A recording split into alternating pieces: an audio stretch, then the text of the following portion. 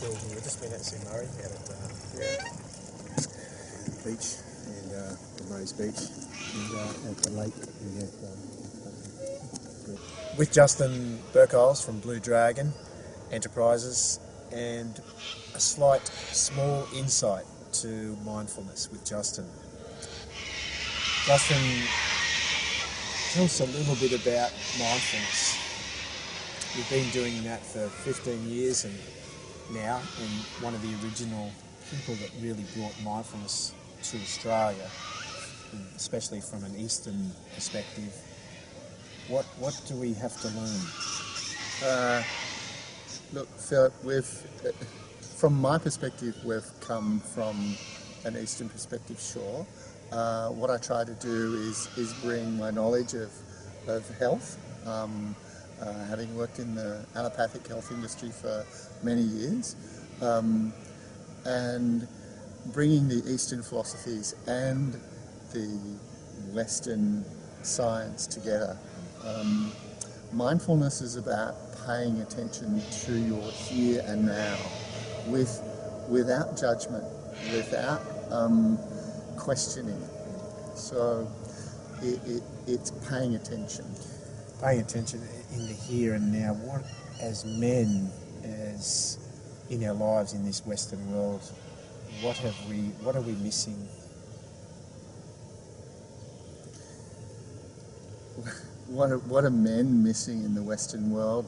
We're missing the important person, and that's self.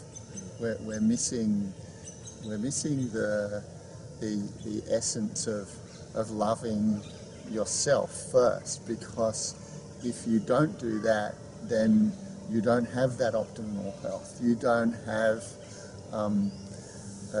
we're talking about mind, body, spirit, like emotional health, mental health.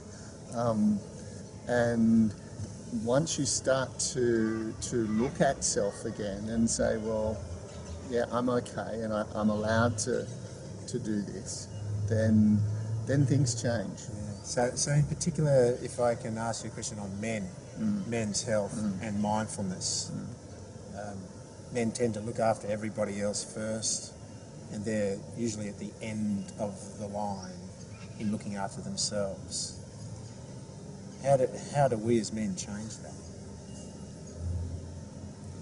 With mindfulness, being present, paying attention, as you've said.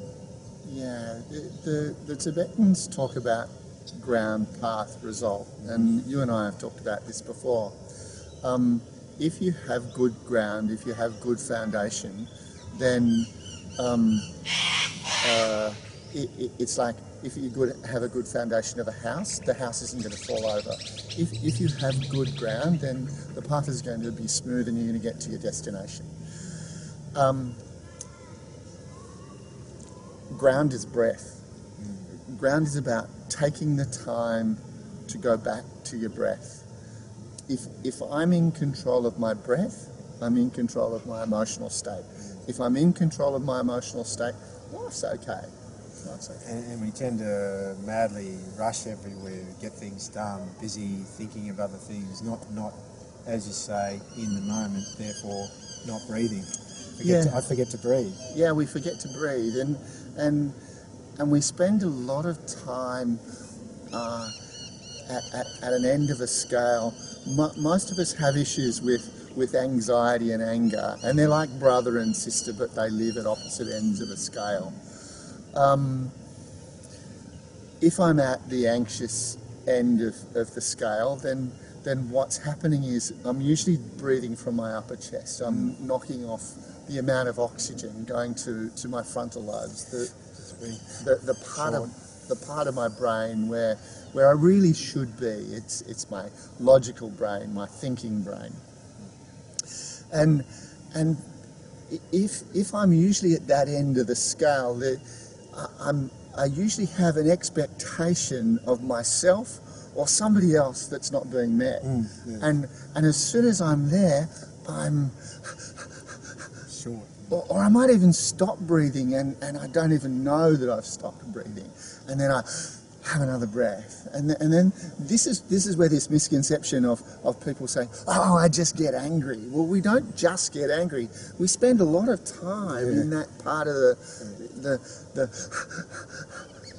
gasping. And then we stop breathing when we're angry. Okay, I've had enough. I'm not satisfied with what's going on. Fully stressed. And then we're at it. So the two ends of the scale are about dissatisfaction when I've had enough and I'm really angry, and then the other side is about I have an expectation of myself or somebody else that's not being met. And when that happens, then I'm not thinking clearly. I can't think clearly because the blood flow is going back to the back of my brain, getting me ready to run or fight. Yes. That fight or flight reflex. The amygdala is in overdrive. Right, okay. And so, in particular, again, back to men's health, when you take people walking and trekking and non-trekking to the Himalaya, what changes? They get their breath, they get to slow down, they get to consider, be mindful on those trips. Yeah, they get all of that. They get thrown out of their comfort zone. Most of the Himalaya are in third world countries, so we go to places that are usually taking people out of their comfort zone. And again, there's expectation. I have an expectation that where's my stuff? What food am I going to have? Where am I going to tomorrow?